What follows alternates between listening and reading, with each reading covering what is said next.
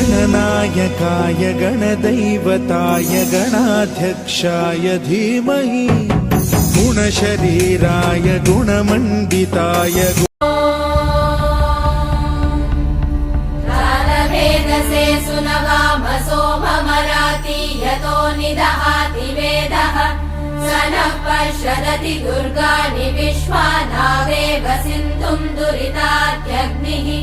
तामग्निवर्णाम् तपसा ज्वलन्तीम् भैरोचनीम् कर्मफलेषु जुष्टाम् दुर्गाम् देवीगुम् शरणमहम् प्रपद्ये सुतरसि तरसे नमः